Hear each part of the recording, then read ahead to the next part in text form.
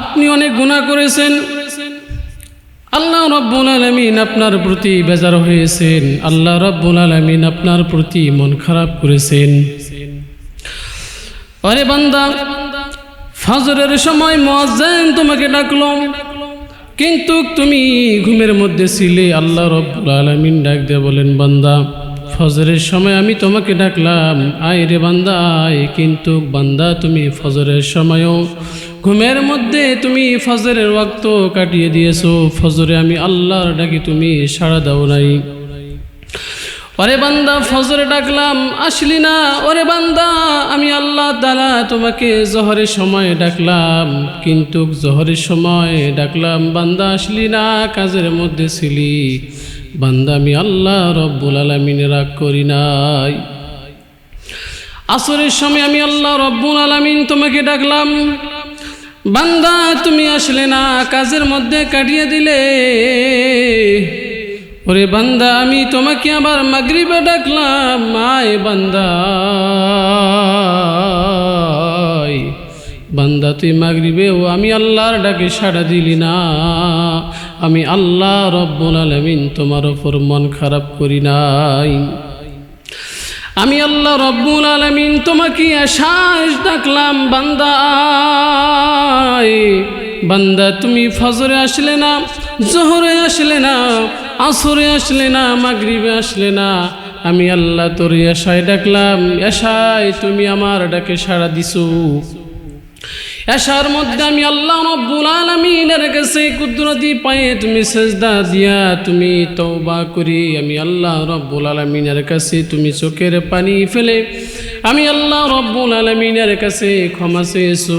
রে বান্দা আমি আল্লাহ তাআলা আমি আল্লাহ রাব্বুল আলামিন তুমি বান্দার উপর এত খুশি হয়েছি। আমি আল্লাহ তাআলা শুধুমাত্র এশা থেকে আমি আল্লাহর হুকুম শুরু করেছো, তওবা করেছো। আমি আল্লাহ রাব্বুল আলামিন তওবা কবুল করে নিয়েছি। বান্দা তোর পূর্বের সব গুনাহগুলো আমি আল্লাহ তাআলা মাফ করে দিয়েছি। সম্মানিত হাজিরিন, হাসরের ময়দান, ওই হাসরের ময়দানে আপনার মা আপনাকে সন্তান বলে পরিচয় দিবে না। ওই হাসরের ময়দানে আপনার বাবা আপনাকে সন্তান বলে পরিচয় দিবে না, ছেলে বলে পরিচয় দিবে না, মেয়ে বলে পরিচয় দিবে না। আপনার কোনো বন্ধু বান্ধব ওই হাসরের ময়দানে আপনাকে পরিচয় দিবে না।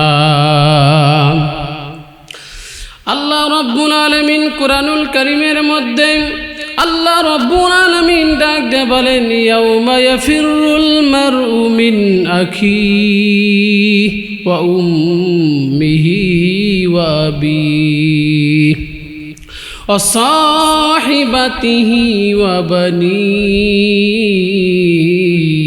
লিকুল্লি ইমরিইম মিনহুম ইয়াউমাইযিন শাআনুন ইউগনিহি। হাসরের ময়দানে আল্লাহ রাব্বুল আলামিন ডাক দিয়ে বলেন, তুমি যাকে দুনিয়ার মধ্যে আপন মনে করো আপন, সেই হাসরের ময়দানে তারা আপনার কেউ আপনার বন্ধু হবে না, কেউ আপনাকে পরিচয় দিবে না। ওই হাসরের ময়দান আর জমিন থাকবে না, হাসরের ময়দান তামার জমিন হয়ে যাবে। হাসরের ময়দান তামার জমিন হয়ে যাবে রে বান্দা। ওই সূর্য আর একটা মাথা দিয়া একটা মুখ দিয়া আর আমাদের তাপ দিবে না। ওই হাসরের ময়দানে সূর্যের মুখ 12টা হয়ে আপনাকে আমাকে সূর্যের মতন তাপ দিয়ে দিবি। ওই তামার জমিনে দাঁড়িয়ে থাকা যাবে না, মাথার মগজগুলো টকবক টকবক করতে থাকবে। পাপীরা তাদের পাপের কারণে তাদের পাপের গুনাহের সমুদ্রে পানিতে তারা হাবুডুবু খেতে থাকবে। ওই দিন হাসরের ময়দানে আপনার কোনো নবী পরিচয় দিবে না, সব নবীরা ইয়া নাফসি বলে তারা আল্লাহ রাব্বুল আলামিনের কাছে কান্না করা শুরু করে দিবে।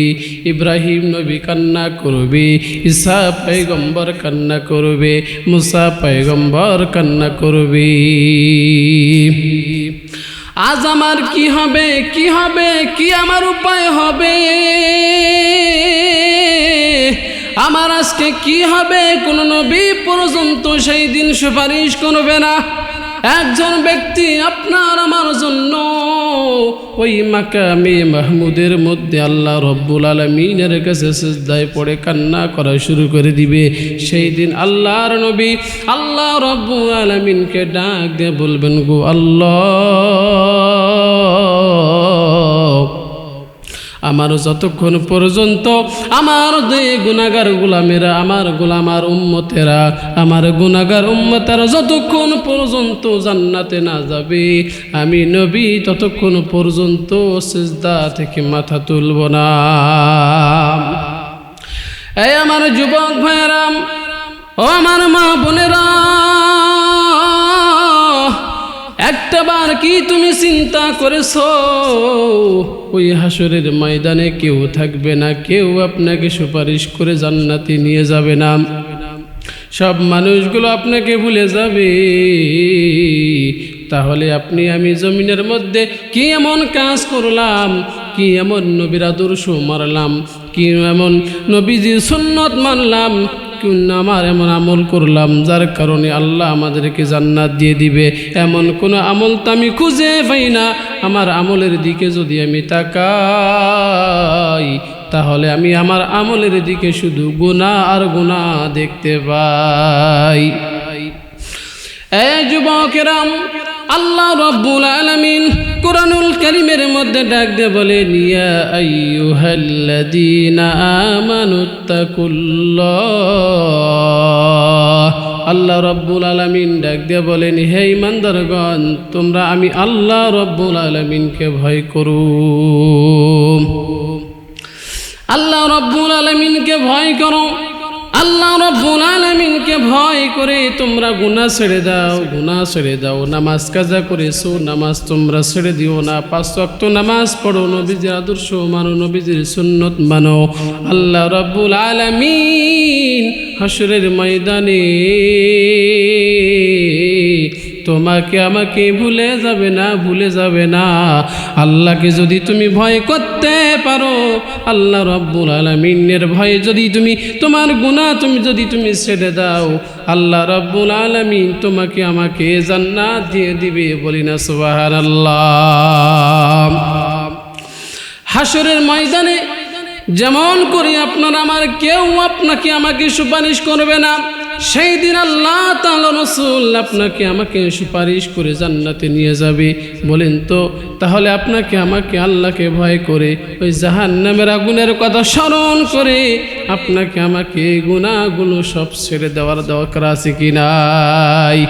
আল্লাহ রাব্বুল আলামিন ডাক দিয়ে বলেন, قل يا عبادي الذين أسرفوا على أنفسهم لا تقنطوا من رحمة الله إن الله يغفر الذنوب جميعا إنه هو الغفور الرحيم।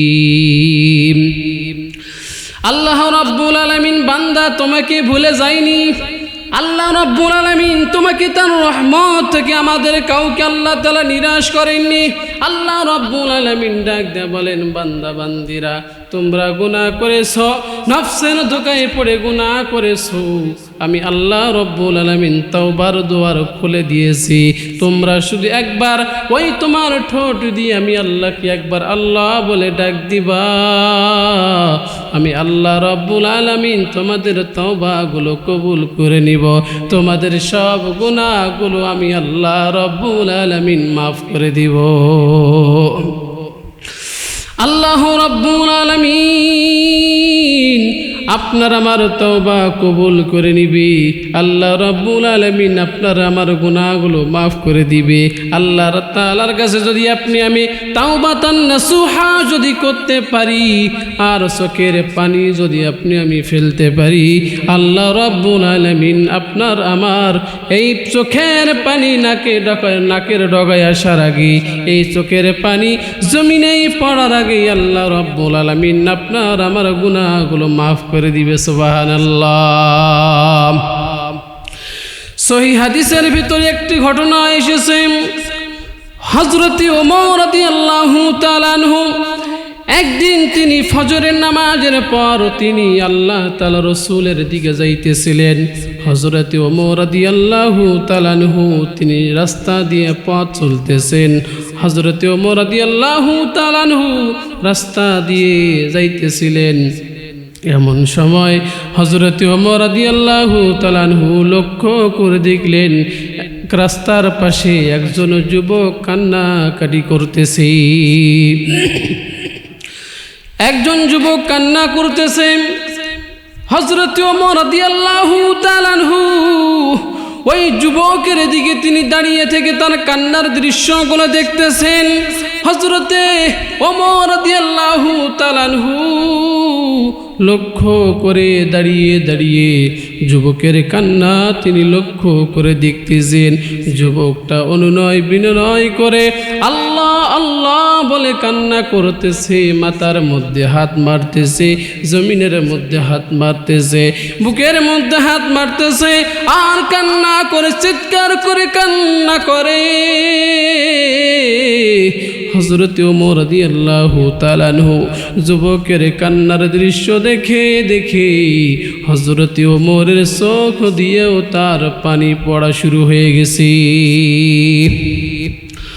অথচ আল্লাহ তাআলার রাসূল তার যত সাহাবী আছে সকল সাহাবীর গুণাগুণ, তাদের কথা, তাদের বর্ণনা, কোন সাহাবী কোন কোয়ালিটির, কোন সাহাবী কোন কোয়ালিটির হতে পারে, কার মন ভালো কার মন ভালো নয়, কার মন সবচাইতে কড়া কার মন সবচাইতে শক্ত, কঠিন হৃদয়ের কে কেমন কোয়ালিটি, আল্লাহ তাআলার রাসূল সকল সাহাবীর কথা তিনি বলেছেন। এর মধ্যে হযরত আবু বকরের কথা বলতে গিয়ে আল্লাহ তাআলার রাসূল সাহাবীদের বলছেন, ও আমার সাহাবীরা, সবচেয়ে নরম দিলের মানুষ, সবচাইতে নরম অন্তরের মানুষ হলো আমার আবু বকর। আর যদি পৃথিবীর মধ্যে যদি কোনো শক্তওয়ালা কঠিন দিলওয়ালা যদি মনের মানুষ হয়, সে হলো আমার ওমর। হযরত ওমর রাদিয়াল্লাহু তাআলা আনহু শক্ত দিলওয়ালা মানুষ, কিন্তু হযরত ওমর রাদিয়াল্লাহু তাআলা আনহু ওই যুবকের কান্না দেখে হযরত ওমরের চোখের মধ্যে পানি বের হয়ে গেছে। হযরত ওমর পর্যন্ত কান্না করা শুরু করে দিয়েছে। এক সময় হযরত ওমর চোখের পানিগুলো মুছলেন। চোখের পানি মুছার পর যুবককে ডাক দিয়ে বললেন, যুবক, যুবক, তুমি কেন কান্না করতেছো? যুবক, তুমি একবার তাকিয়ে দেখো আমি ওমরের দিকে। তোমার কান্নার দৃশ্য দেখে আমি ওমরের চোখের মধ্যে পানি চলে এসেছি। যুবক কান্না থামালেন। হযরত ওমর রাদিয়াল্লাহু তাআলা আনহু যুবককে ডাক দিয়ে বললেন, যুবক, তুমি কেন কান্না করতেছো রাস্তার পাশে বসিয়া? কি কারণে তোমার আজকে চোখের পানি বের হয়ে যায়? এই যুবক, বলো না আমি ওমর, আমার কাছে তোমার দুঃখের কথা একটু খুলে বলো। আমি ওমরের কাছে তুমি কান্না কেন করতেছো? তোমার কান্নার কারণটা আমাকে একটু খুলে বলো। যুবক হযরত ওমরকে ডাক দিয়ে বলেন, ওমর, তুমি আমি যুবকের কাছে জানতে চেয়েছো আমি রাস্তার পাশে বসে কেন কান্না করতেছি? এই যুবক, তুমি শুনে নাও, আমি যুবক কেন কান্না করতেছি, তবে আমি কেন কান্না করতেছি আমি আপনার কাছে বলবো না, তবে আমি আপনাকে এতটুকুই বলতে পারি, আমি যুবক কান্না করতেছি গুনার কারণে। যুবক ওমরকে ডাক দিয়ে বলছেন, ও ওমর, আমি কান্না করতেছি, তোমাকে কান্নার কারণ আমি তোমাকে বলবো না, তবে এতটুকু বলতে চাই, আমি কান্না করতেছি গুনার কারণে। আমি এত গুনাহ করেছি, এত বড় গুনাহ করেছি, যার কারণে আমি আজকে রাস্তার পাশে বসে বসে কান্না করতেছি। যুবক ওমরকে ডাক দিয়ে বললেন, ও ওমর, আমি তোমার কাছে আমার গুনার কথা বলবো না, আমি গুনার কথা তোমাকে বলবো না। তুমি যদি আমাকে রাসূলের দরবারে নিয়ে যেতে পারো, তাহলে আমি আল্লাহ তার রাসূলের কাছে আমার গুনার কথাগুলো খুলে বলবো। এই যুবক ওমর ডাক দিয়ে বলেন, আমি তো নবীজির দরবারে যাইতেছিলাম, চলো রে যুবক চলো, আমি তোমাকে রাসূলের দরবারে নিয়ে যাব, আর তুমি রাসূলের দরবারে গিয়ে তুমি তোমার গুনার কথাগুলো খুলে বলবি। হয় যুবককে হযরত ওমর রাদিয়াল্লাহু তাআলা আনহু রাসূলের দরবারে নিয়ে গেলেন। আল্লাহ তাআলা রাসূলের কাছে হযরত ওমর প্রবেশ করলেন। আল্লাহ তাআলা রাসূলের কাছে প্রবেশ করে হযরত ওমর তিনি চোখের পানি ফেলে কান্না করা শুরু করে দিয়েছেন। আল্লাহ তাআলা রাসূল ওমরকে ডাক দিয়ে বললেন, হে ওমর, তোমাকে তো আমি কখনো কান্না করতে দেখি নাই, তুমি কেন কান্না করতেছো রে ওমর? বলো না তুমি কেন কান্না করতেছো? হযরত ওমর আল্লাহ তাআলা রাসূলকে ডাক দিয়ে বলেন, ও রাসূলুল্লাহ, ইয়া হাবিবাল্লাহ, আমি আপনার দরবারে আসতেছিলাম, আমি দেখলাম রাস্তার পাশে একজন যুবক তিনি মায়াবী সুরে কান্না করা শুরু করে দিয়েছে। ওই যুবকের কান্না করা দেখে আমি ওমরের চোখের মধ্যেও পানি চলে এসেছে। ইয়া রাসূলুল্লাহ, আমি যুবককে জিজ্ঞাসা করলাম, তুমি কেন কান্না করতেছ? যুবক আমাকে এমন কোনো কথা বলিনি, সে কেন কান্না করতেছে? ইয়া রাসূলুল্লাহ, তবে এতটুকুই বলেছে, ওই যুবক নাকি এমন বড় গুনাহ করেছে, গুনার কারণে যুবক নাকি কান্না করতেছে। ইয়া রাসূলুল্লাহ, ইয়া হাবিবাল্লাহ, আমি ওই যুবককে সঙ্গে করিয়া আপনার দরবার পর্যন্ত নিয়ে এসেছি। আপনি যদি অনুমতি দেন তাহলে আমি এই যুবককে আপনার সামনে হাজির করব। আল্লাহ তাআলা রাসূল ওমরকে বলছেন, ওমর যাও, ওই যুবককে আমি রাসূলের সামনে হাজির করাও। আল্লাহ তাআলা রাসূলের সামনে যুবক যখন হাজির হয়ে গেছে, যুবকটা চিৎকার করে কান্না করা শুরু করে দিয়েছে। আল্লাহ তাআলার রাসূল যুবককে বলছেন, যুবক তুমি চোখের পানি ফেলা বন্ধ করো, তোমার কান্না তুমি বন্ধ করো, আমি রাসূলের কাছে তুমি আবার তোমার কান্নার কথা খুলে বলো, তুমি কেন কান্না করতেছো? যুবক বলো রে বলো। যুবক বলছেন, ইয়া রাসূলুল্লাহ, আমি অনেক বড় গুনাহ করেছি, যার কারণে আমি কান্না করতেছি। ইয়া রাসূলুল্লাহ, আমি অনেক বড় গুনাহ করেছি, এই গুনার কথা স্মরণ হয়ে গেছে, এই গুনার কথা আমার মনে হয়ে গেছে, যার কারণে আমার ঘুম হয় না, আমার খাইতে মন চায় না, আমি জমিনের মধ্যে কোনো শান্তি পাই না। ইয়া রাসূলুল্লাহ, এত বড় গুনাহ করেছি, আর আমি যদি এই মুহূর্তে যদি জমিন থেকে যদি আমি বিদায় নিয়ে চলে যাই, তাহলে তো আল্লাহ রাব্বুল আলামিন আমাকে জাহান্নামের মধ্যে দিয়ে দিবে। ইয়া রাসূলুল্লাহ, এই কারণে আমি কান্না করতেছি। আল্লাহ রাব্বুল আলামিন ডাক দিয়ে বলেন, ইয়া আইয়ুহাল্লাযীনা আমানুত্তাকুল্লাহা হাক্কা তুকাতিহি ওয়া লা তামুতুন্না ইল্লা ওয়া আনতুম মুসলিমুন। আল্লাহ রাব্বুল আলামিন বলেন, ঈমানদারগণ, তুমি আমি আল্লাহকে ভয় করো, আমি আল্লাহকে ভয় করো, যে ভয়ের মাধ্যমে তুমি তোমার গুনাহ ছেড়ে দিবা, যে ভয়ের কারণে তুমি তোমার ওই গুনাহ ছেড়ে দিয়ে তওবা করে আমি আল্লাহ রাব্বুল আলামিনের দিকে ফিরে আসবা। যুবক ডাক দিয়ে বলছেন, ইয়া রাসূলুল্লাহ, ইয়া হাবিবাল্লাহ, ওই গুনার কথা স্মরণ হয়ে গেছে, যার কারণে আমি কান্না করতেছি। যুবককে আল্লাহ রাব্বুল আলামিন যুবককে আল্লাহ তাআলা রাসূল ডাক দিয়ে বলেন, যুবক তুমি কত বড় গুনাহ করেছো, তুমি কি আরশে আজিমের চাইতেও বড় গুনাহ করেছো? যুবক ডাক দিয়ে বলছেন, ইয়া রাসূলুল্লাহ, আমি আরশে আজিমের চাইতেও বড় গুনাহ করেছি। আল্লাহ তাআলা রাসূল বলেছেন, ইয়া যুবক, তুমি কি আল্লাহ তাআলার রহমতের চাইতেও বড় গুনাহ করেছো? যুবক ডাক দিয়ে বলেন, ইয়া রাসূলুল্লাহ, ইয়া হাবিবাল্লাহ, আমি আল্লাহ তাআলার রহমতের চাইতেও বড় গুনাহ করেছি। আল্লাহ তাআলার রাসূল যুবককে ডাক দিয়ে বলেন, যুবক, তুমি কি মানুষ খুন করেছো? সেই জন্য তুমি কান্না করতেছো, এই কারণে কি তোমার গুনাহ বড় হয়ে গেছে? যুবক ডাক দিয়ে বলছেন, ইয়া রাসূলুল্লাহ, ইয়া হাবিবাল্লাহ, আমি কোনো মানুষ খুন করি নাই। আল্লাহ তাআলার রাসূল যুবককে ডাক দিয়ে বলছেন, যুবক কেন কান্না করতেছো? আল্লাহ তাআলা রাসূল বলেন, যুবক, তুমি কি তোমার মা বাবাকে হত্যা করেছো, এমন কোনো গুনাহ করেছো নাকি? যুবক বলছেন, না ইয়া রাসূলুল্লাহ, আমার মা বাবাকে হত্যা করিনি, আমি তার চাইতেও বড় গুনাহ করেছি। আল্লাহ তাআলা রাসূল যুবককে ডাক দিয়ে বলছেন, যুবক, তুমি তোমার গুনার কথা বলো, কি এমন গুনাহ করেছো? আল্লাহ তাআলা রাসূলকে যুবক এবার তার গুনার কথা তিনি খুলে বলতে শুরু করলেন, ইয়া রাসূলুল্লাহ, ইয়া হাবিবাল্লাহ, আমি একজন পেশায় চোর।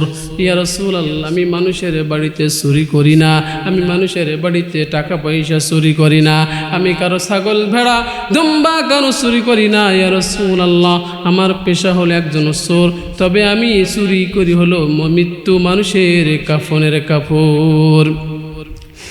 মদিনা শহরের মধ্যে যদি কোনো মানুষকে যখন দাফন করা হয়, ইয়া রাসূলুল্লাহ, আমি টার্গেটে থাকি কে মারা যায়, কার মৃত্যু হয়, আর কখন কাকে কোন জায়গায় দাফন করে, কবরস্থ করে। যখন ওই মানুষকে দাফন করা হয়, কবরের মধ্যে রাখা হয়, আমি রাতের বেলা ওই কবরের পাশে গিয়ে কবরের মাটিগুলো খুঁড়ে খুঁড়ে মৃত ব্যক্তির শরীর থেকে, ইয়া রাসূলুল্লাহ, আমি ওই নতুন কাফনের কাপড়গুলো খুলে নিয়ে আসে বাজারের মধ্যে বিক্রি করে যা টাকা পাই তাই দিয়ে আমার সংসারের মধ্যে আমি রিজিকের ব্যবস্থা করি। এই যুবক, বলো তো তারপরে কি হয়েছে? যুবক ডাক দিয়ে বলেন, ইয়া রাসূলুল্লাহ, কিছুদিন পূর্বে মদিনার মধ্যে একজন সুন্দরী রমণী মারা গেছে, সুন্দরী রমণী মারা গেছে। ওই সুন্দরী রমণীকে তার আত্মীয় স্বজনরা যখন ওই কবরের মধ্যে রেখে দিয়ে এসেছে, ইয়া রাসূলুল্লাহ, যখন গভীর রাত হয়ে গেছে, আমি ওই সুন্দরী রমণীর কবরের মাটিগুলো খুঁড়লাম, মাটিগুলো খুঁড়ি তার কবরের মধ্যে প্রবেশ করলাম। কবরে যখন আমি প্রবেশ করলাম, আমি ওই মহিলার, ওই সুন্দরী মহিলার মৃত্যুর লাশ থেকে তার কাপড়গুলো আমি খুলে খুলে নিলাম। আমি যখন ওই মহিলাকে, সুন্দরী মহিলার কবর থেকে লাশ থেকে যখন কাপড় নিয়ে যখন আমি উঠতেছিলাম, আমার মনের মধ্যে শয়তান ওয়াসওয়াসা দেওয়া শুরু করে দিয়েছে। শয়তান আমাকে ডাক দিয়ে বলছেন, এ যুবক, একবার তাকিয়ে দেখো রে যুবক, তুমি যে মহিলার কাফনের কাপড়গুলো তুমি খুলে নিলা, একবার তাকিয়ে দেখো, এই মহিলা হলো সবচাইতে সুন্দরী মহিলা মদিনার মধ্যে। এই মহিলাকে অনেক যুবক তারা জীবন সঙ্গিনী হিসেবে পাবার জন্য অনেক চেষ্টা করেছে, কিন্তু এই মহিলার সতীত্ব কেউ নষ্ট করতে পারেনি। এই সুন্দরী মহিলাকে কোনো যুবক তার চোখ দিয়ে দেখেনি। এই যুবক, এই মহিলার দিকে একবার তুমি তাকিয়ে দেখো, তোমার এই চোখ দিয়া অপরূপা সুন্দরী মহিলা শুয়ে আছে। এই সময় কেউ নাই, কেউ তোমাকে দেখতে পাবে না তুমি যদি এই মহিলার সঙ্গে খারাপ কাজ করো। ইয়া রাসূলুল্লাহ, আমার মনের মধ্যে শয়তান জাগনা দিয়ে ওয়াসওয়াসা দিল। আমি ঠিকই আমার শয়তানের কথা শোনার পর ওই মহিলার সঙ্গে আমি খারাপ কাজ করলাম। খারাপ কাজ যখন করে আমি যখন তৃপ্তি সহ আমি যখন আবার উপরে উঠলাম, আমার মনে হইতেছিল ওই কবর থেকে মহিলা আমাকে যেন চিৎকার মেরে ডাক দেয়, যুবক রে,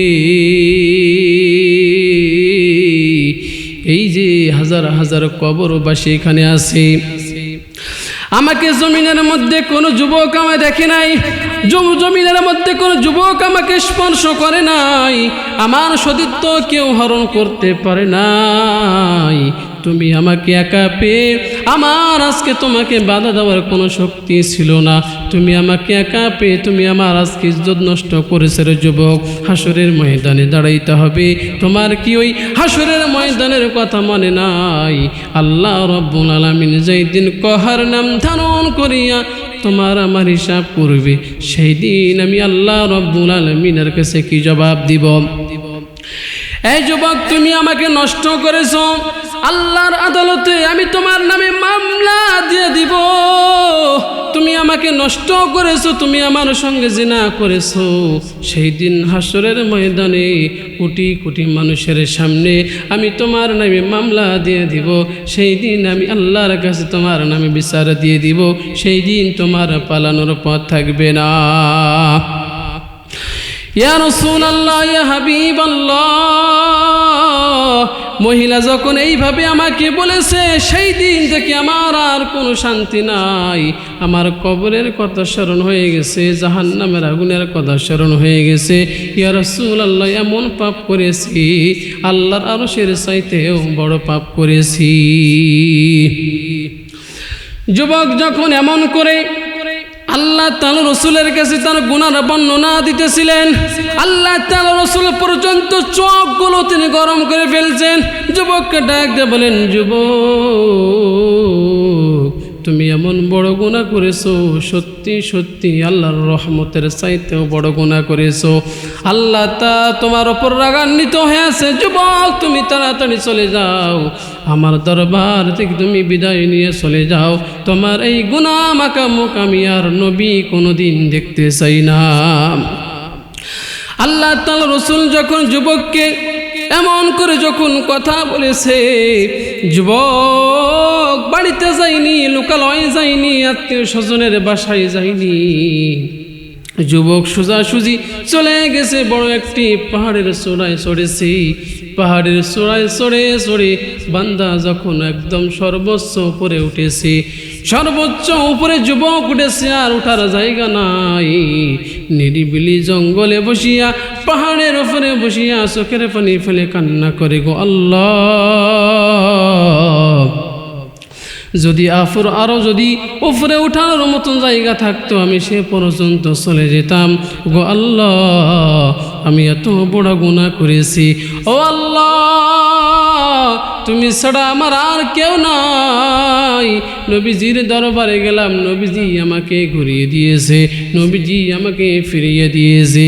গো আল্লাহ, আমি যে গুনাহ করেছি তুমি যদি মাফ না করো, কে আমাকে মাফ করবে? আয় আল্লাহ, আপনি যদি আমাকে রহমত থেকে যদি নৈরাশ করেন, আমাকে আর কেউ আল্লাহ রহমত দিতে পারবে না, আমার গুনাহগুলো কেউ ক্ষমা করতে পারবে না। ওগো আল্লাহ, দুনিয়ার মধ্যে যদি মা যদি মার দেয়, বাবার কাছে গিয়ে আশ্রয় নেই।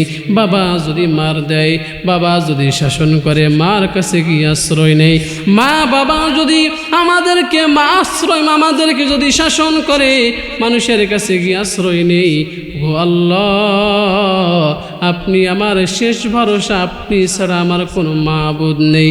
আপনি আমার খালেক, আপনি আমার মালিক, আপনি আমার রিজিকদাতা, আপনি আমার গুনাহগুলো মাফ করে দেন। ও আল্লাহ, গুনাহ নিয়ে আমি কবরে যেতে চাই না। এই যুবক তওবা করা শুরু করে দিয়েছে, চোখের পানি ফেলে কান্না করা শুরু করে দিয়েছে। এইভাবে একদিন 10 দিন যায়, এইভাবে 40 দিন চলে গেছে।